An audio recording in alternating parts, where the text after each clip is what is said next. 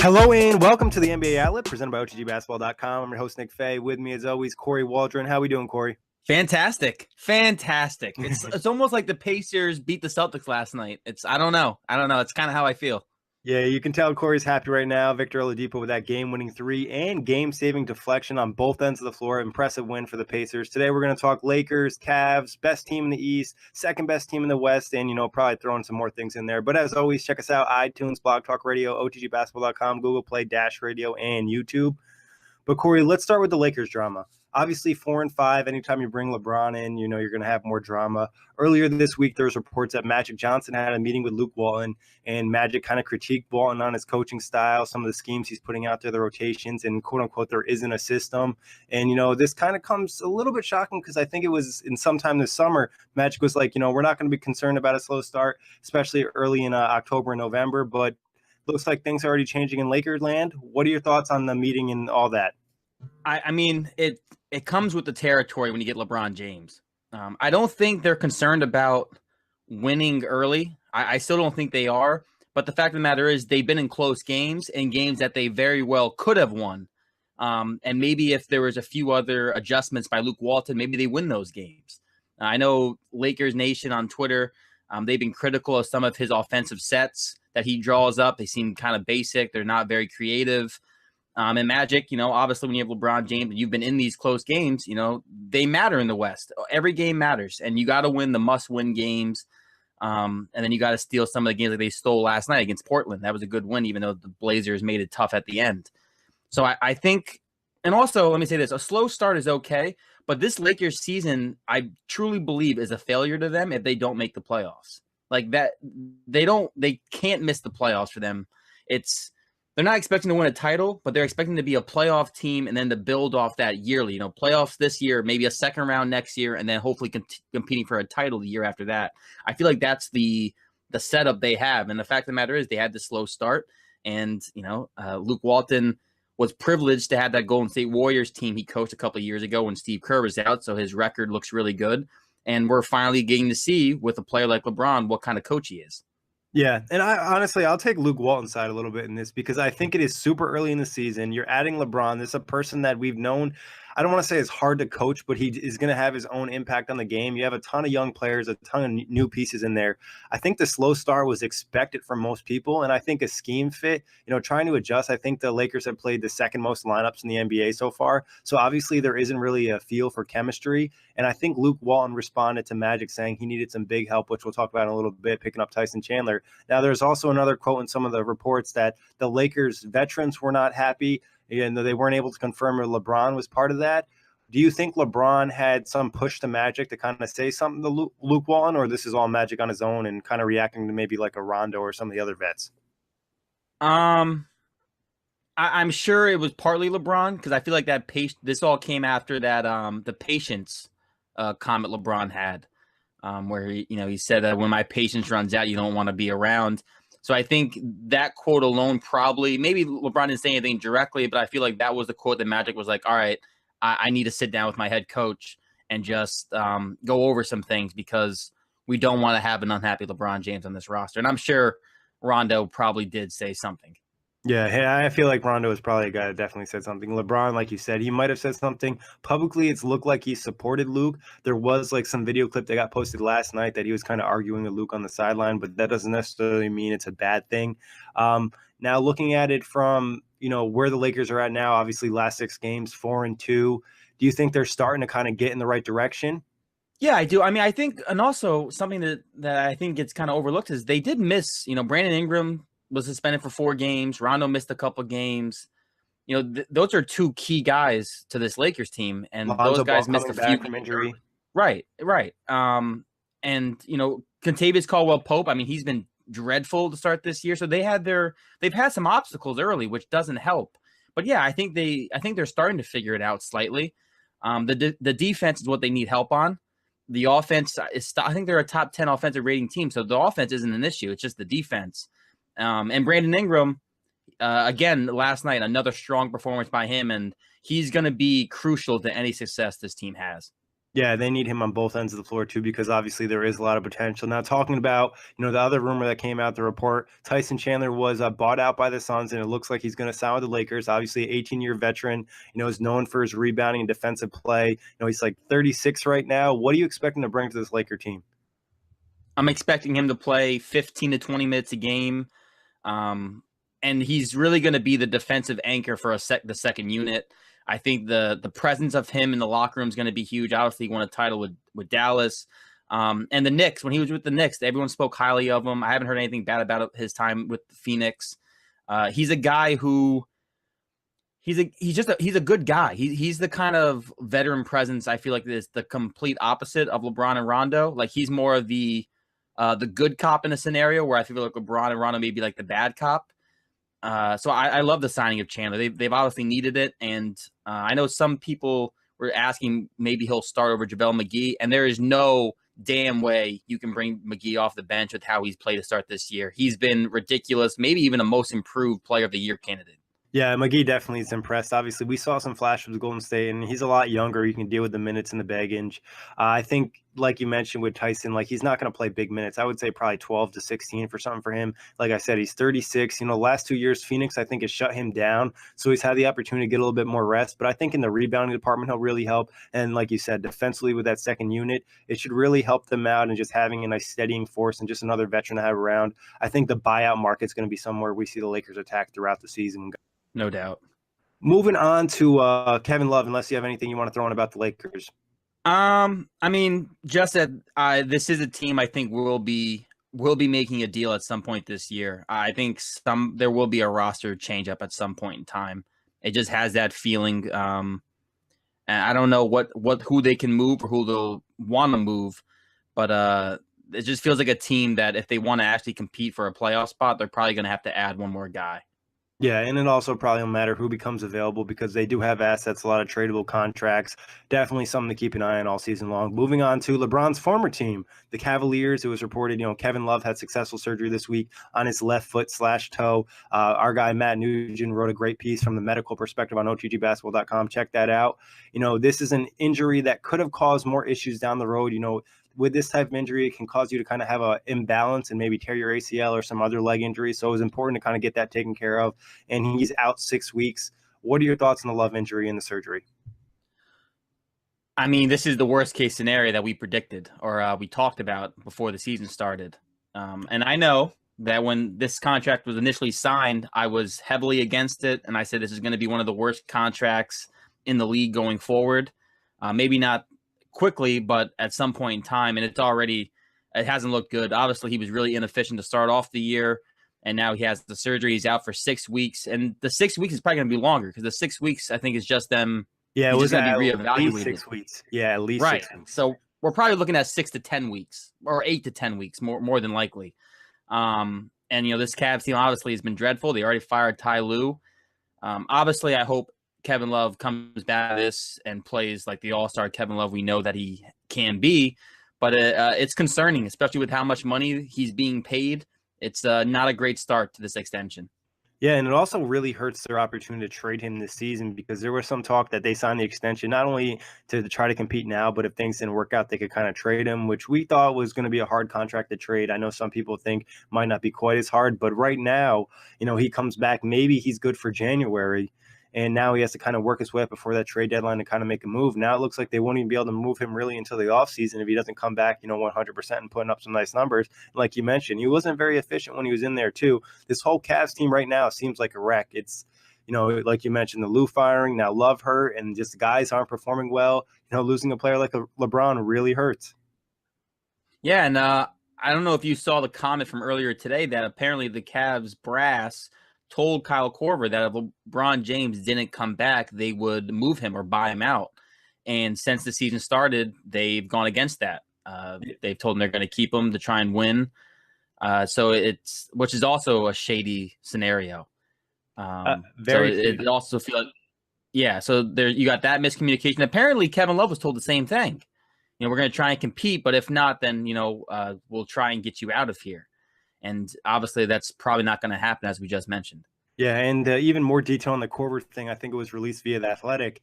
They told Corver that they would try to move him in the offseason so he could kind of get his family resituated before the season started. And then they're like, nah, we're going to try to compete this season. We want to keep you around, which is super strange considering they didn't even play Corver big minutes and then he was out of the rotation for a couple games. So that whole situation, I'd expect him to be moved sooner than later. And Kevin Love, like we said, it's going to be harder to move him now with the injury and what's going to happen. I mean, this whole Cavs team really needs to go through a fire sale, limited assets. They're better off tanking because if their pick is top 10 protected.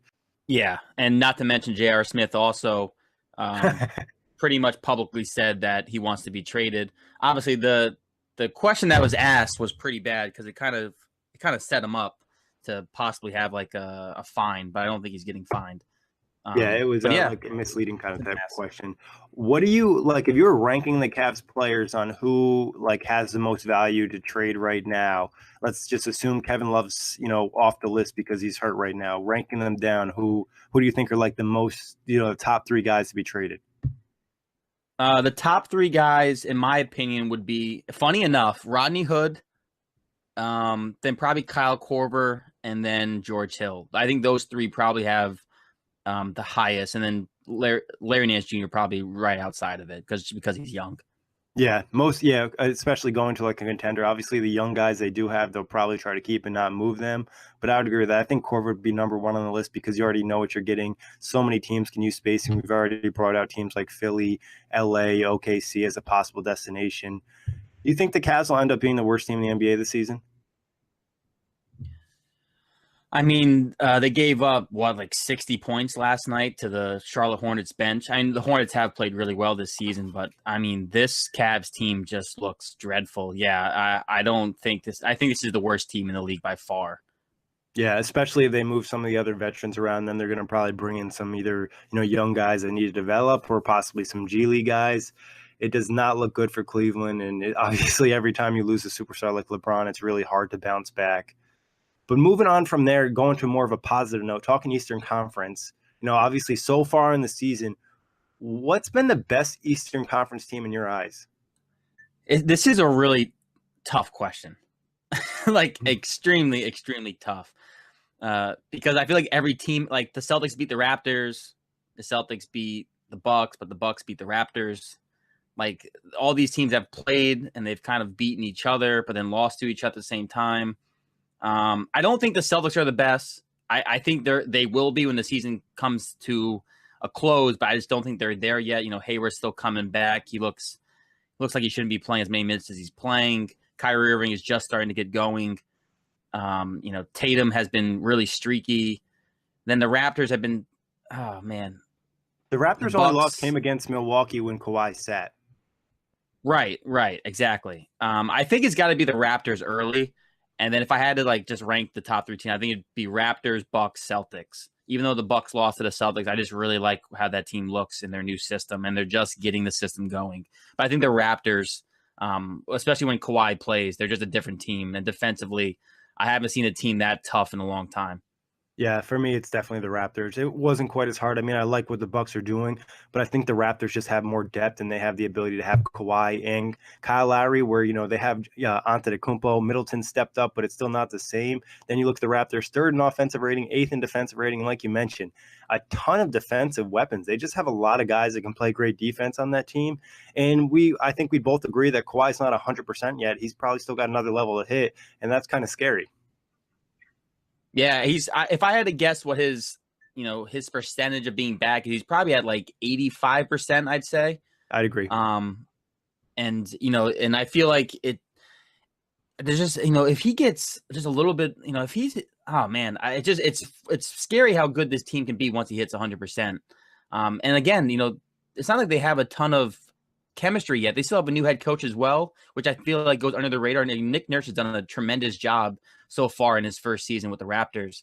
I think this is a team that's going to be dangerous.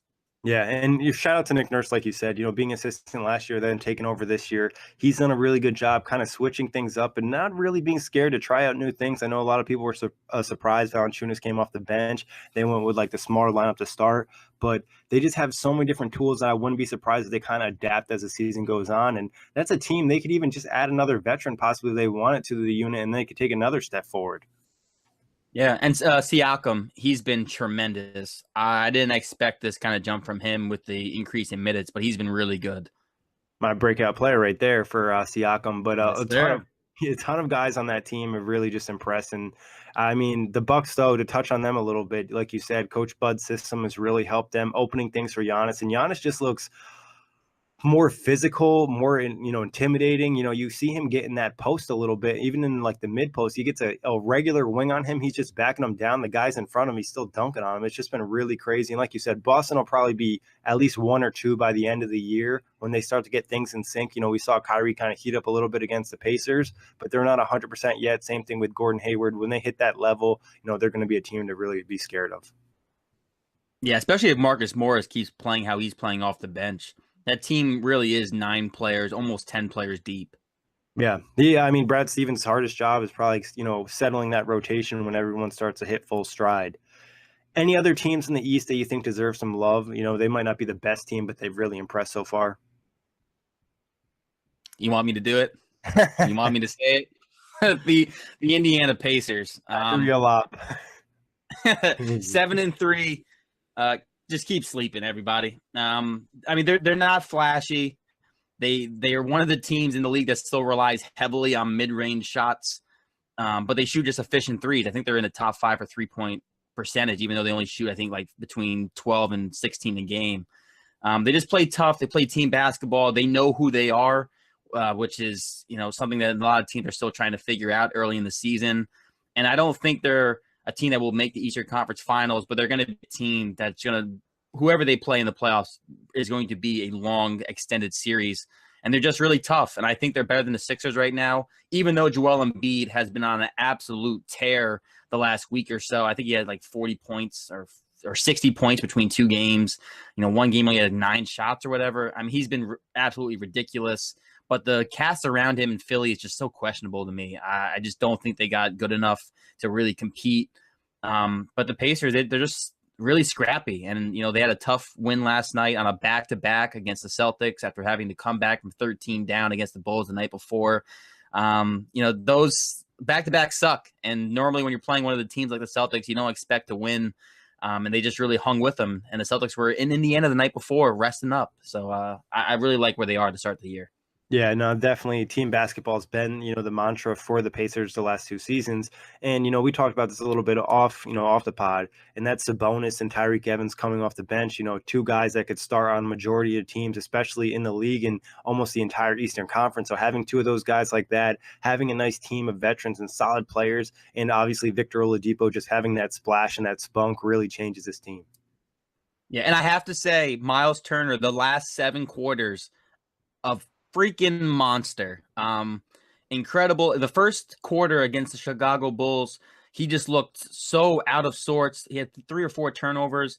And I guess Oladipo and everybody on company told him, just like slow it down and play your game. In the last 7 quarters, he's been the second best player on this Pacers team.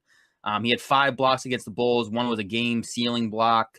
And then again, last night, he played some big minutes against the Celtics. So you like to see that because the early discussions between Pacers is it Sabonis or Miles Turner? That's the future. And right now, Miles Turner is playing himself back into the future. Yeah, and I think everyone would probably agree for the Pacers to take another step this year. It would be Miles Turner taking that step and really leading this team as the second best player. Moving to the Western 100%. Conference, I know we'll both agree on number 1 is the Golden State Warriors. So we'll talk about who's been the second best team in the West.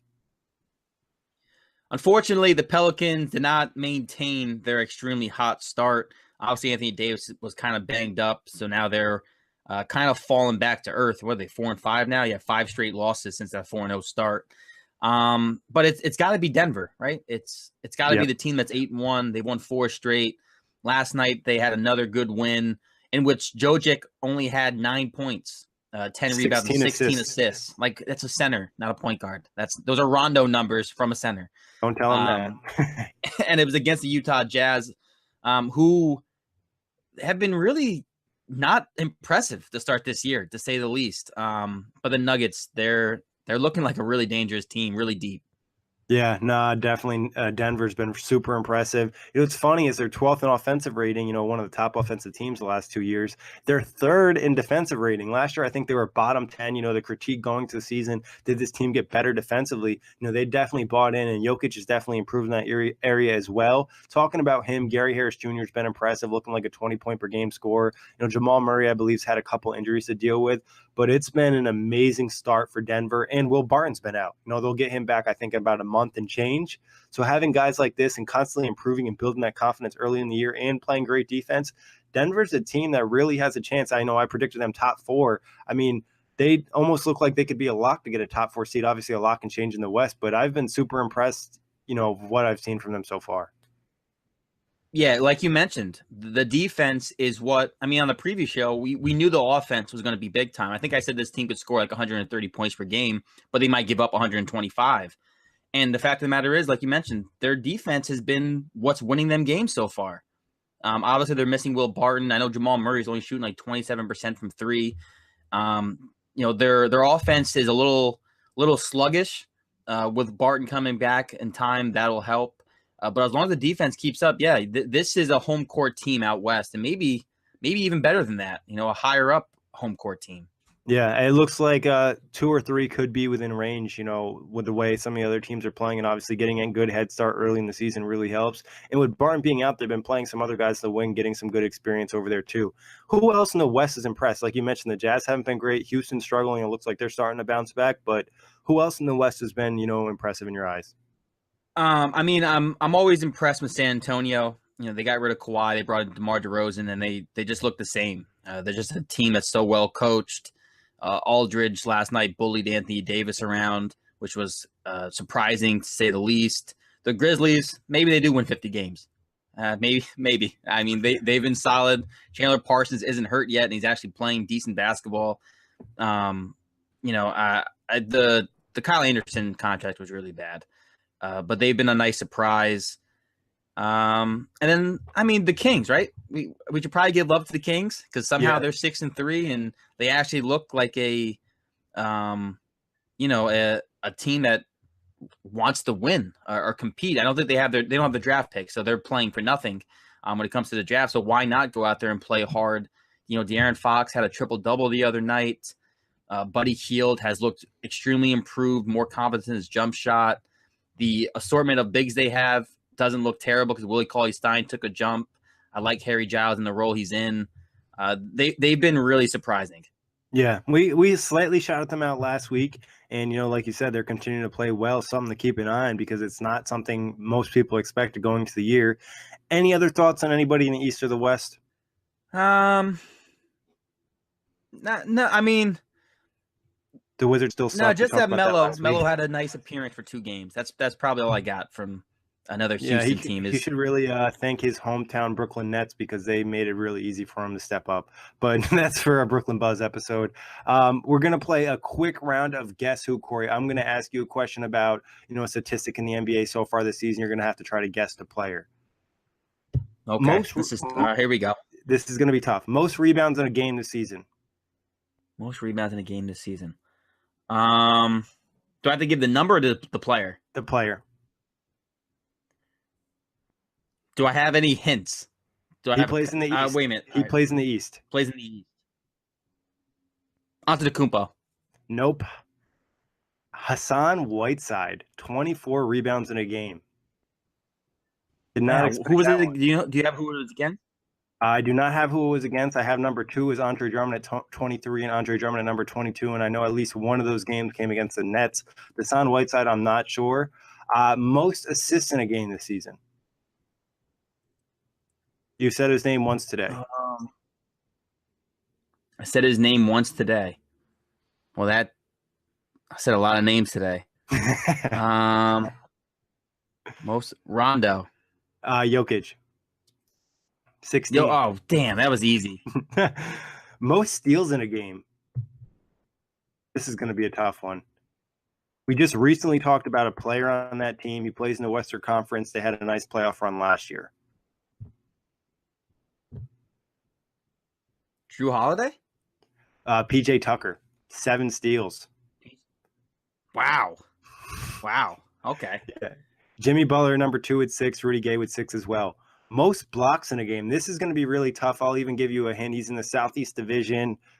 Player who hasn't necessarily been great the last few years. It looks like new head coach has kind of helped him find a new role in the team. I was about to say his name, but I didn't slip. Biombo? Michael Kidd Gilchrist. 7 blocks. Damn, I knew it had to be a Hornet. Yeah, so James Borrego's done a good job of unlocking him. I can ask you most points in a game. I think you should be able to get this one. It's got to be Klay Thompson, right? 52? Yes, sir. All right. And most threes is obviously Klay Thompson. So that about wraps it up. Any other things you want to throw out there, Kory? No, that I got to look at stats more. That was rough. I was 1 for what? 7? 1 for 8?